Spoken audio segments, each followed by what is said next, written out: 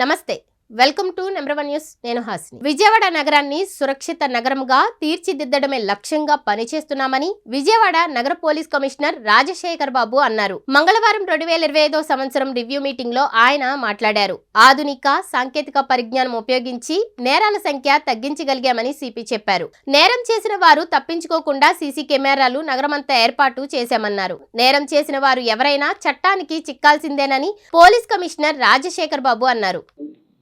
గత సంవత్సరం రోజులుగా పోలీస్ శాఖను ప్రోత్సహిస్తూ మాలో మంచి విషయాలని ప్రజలకు తెలియజేస్తూ అదేవిధంగా మాలో ఉన్న తప్పులను ఎత్తి చూపుతూ మా అభ్యున్నతికి మేము ప్రజలకి విశిష్టమైన సేవలు అందించడానికి మీరందరూ కృషి చేశారు. అందుకు ధన్యవాదాలు తెలియజేస్తూ మనందరం నూతన సంవత్సరంలోకి ఎంటర్ కాబోతున్నాము. ఒకసారి 2025 సంవత్సరం ఎలా జరిగింది, ప్రజలకి పోలీస్ సేవలు ఎలా అందజేశాము అన్నది ఒకసారి నెంబర్ వేసుకోవడం, అదేవిధంగా 2026 సంవత్సరానికి లక్ష్యాలను నిర్దేశించుకోవడం అనేది ఆనవాయితీగా వస్తూ ఉంది.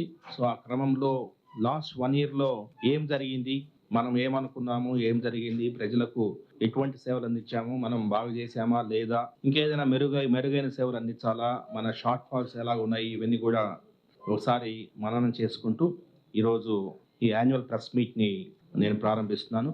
ముఖ్యంగా గత సంవత్సరం చూస్తే కొద్దిగా ఒక 30 స్లైడ్స్ ఉన్నాయి. తర్వాత కొంత లైవ్ డెమాన్స్ట్రేషన్స్ కూడా మీకు చూపించడం జరుగుతుంది. లాస్ట్ ఇయర్తో పోలిస్తే 2024లో 11,977 క్రైమ్స్ జరిగితే ఈ సంవత్సరం 9,503 క్రైమ్స్, అంటే దాదాపు 21.66% క్రైమ్ డిక్లైన్ అయింది. దానికి చాలా సంతోషిస్తున్నాము. సో దీని వెనకాల అవిరళ శ్రమ ఉంది. పోలీస్ శాఖలో పనిచేసే ప్రతి ఒక్కరు, ఎన్టీఆర్ పోలీస్ కమిషనరేట్ లో పనిచేసే ప్రతి ఒక్కరు కూడా మనసు పెట్టి, నేను ముందు ఎప్పుడూ చెప్తుంటాను, ప్రజలంటే మాకు ఇష్టం, ప్రజల సేవలోనే పోలీస్ శాఖ పనిచేస్తుంది. సో వారి అభ్యున్నతికి, శాంతి భద్రతల పర్యవేక్షణకి మేము ఎప్పుడు ముందుంటాం. అయితే ఈ 2025లో మాకు చాలా ప్రత్యేకం, ఎందుకంటే టెక్నాలజీని అడాప్ట్ చేస్తూ ముందుకెళ్ళాలి. ఎందుకంటే చాలా మంది, అంటే మా దగ్గర కూడా పోలీస్ శాఖలో ఏంటి టెక్నాలజీ చాలా చూసాము, ఏమైనా అయ్యేది లేదు, పోయేది లేదు, టెక్నాలజీతో నేరాలు తగ్గుతాయా, లేదంటే టెక్నాలజీ చేస్తే సరిపోతుందా, వేరే ఇంకేదైనా ఏం చేయొద్దా, పోలీసింగ్ చేయొద్దా, ఇటువంటి మైండ్ సెట్ ఉన్న పోలీస్ శాఖలో మైండ్ సెట్ మారుస్తూ టెక్నాలజీని అడాప్ట్ చేస్తూ ఆ టెక్నాలజీ వలన మనము ఏ మేరకు తగ్గించాము అనేది మీకు ఒకసారి కళ్ళగట్టినట్టు చూపిస్తాను. సో ఇందులో లాస్ట్ 2025లో CCTVs ఒక యుద్ధమే చేశాము, ఒక యజ్ఞమే చేశాము. మీకు తర్వాత నేను చూపిస్తాను. డిజిటల్ హెల్త్ మేనేజ్మెంట్ సిస్టమ్ అనే ఒక అప్లికేషన్ తీసుకొచ్చి టోటల్ అనుసంధానం చేయడం జరిగింది. డ్రోన్స్ 42 డ్రోన్స్ మనము అక్వైర్ చేసుకోవడం జరిగింది. అదేవిధంగా సురక్ష 360 degrees, మీకు గుర్తుంటే అంటే ఈ సంవత్సరం జనవరి నెలలో అప్పటి DGP ద్వారకా తిరుమలరావు గారు, గౌరవ హోంశాఖ మంత్రి వాళ్ళ ప్రెజెన్స్ లో మనము సురక్ష అనే ఒక ప్రోగ్రామ్ మనం స్టార్ట్ చేసుకున్నాం.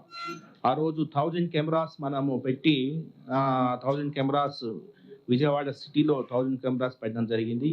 అదే రోజు మనం ఒక ప్రతిజ్ఞ పూనాం, 10,000 కెమెరాలు పెట్టేయాలా, మ్యాక్సిమం టోటల్లో ప్రతి ఒక నేరం జరిగితే కనీసం 5-6 సీసీ కెమెరాల్లో ఎవిడెన్స్ రావాలా. ఎందుకంటే నేరస్తుడు ప్రతి సందర్భంలో ఫింగర్ ప్రింట్ వదులుతాడో లేదో తెలియదు. సో రోజు రోజుకి టెక్నాలజికల్లీ అడ్వాన్స్ అవుతున్నాడు నేరస్తుడు. అదేవిధంగా మొబైల్ ఫోన్స్ యూజ్ చేయట్లేదు, కమ్యూనికేషన్ బాగా పెరిగింది, ట్రాన్స్పోర్టేషన్ బాగా పెరిగింది.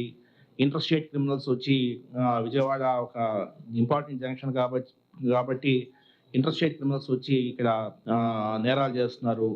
సో ఇటువంటి సందర్భంలో ఎవిడెన్స్ బేస్డ్ పోలీసింగ్కి మనము ప్రాధాన్యత ఇస్తూ కనీసం ఒక నేరం జరిగితే 5-6 కెమెరాల్లో వాడు ఎవిడెన్స్ వదలక తప్పని పరిస్థితి మనం క్రియేట్ చేయాలనే ఉద్దేశంతో మనము 10,000 కెమెరాస్ ఎన్టీఆర్ పోలీస్ కమిషనరేట్లో మనము ఏర్పాటు చేసుకోవడం జరిగింది. అది కూడా it's one of the biggest community policing initiative in the country.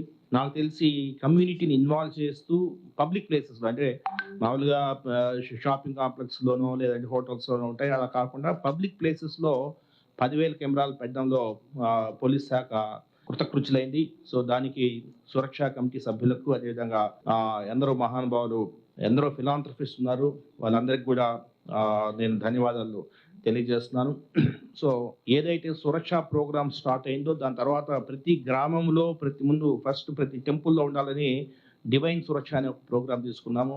ప్రతి టెంపుల్లో, ప్రతి మసీదులో, ప్రతి చర్చిలో పెట్టాలనేసి అనుకున్నాం. తర్వాత ప్రతి గ్రామంలో ప్రతి హ్యామ్లెట్లో పెట్టాలనుకున్నాము.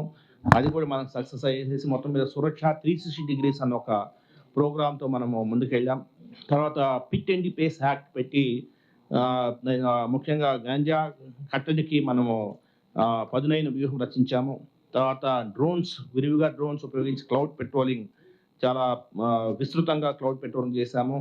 అస్త్రం అనే ఒక ఆర్టిఫిషియల్ ఇంటెలిజెన్స్ టూల్ని మనం ట్రాఫిక్లో ఉపయోగించుకున్నాము.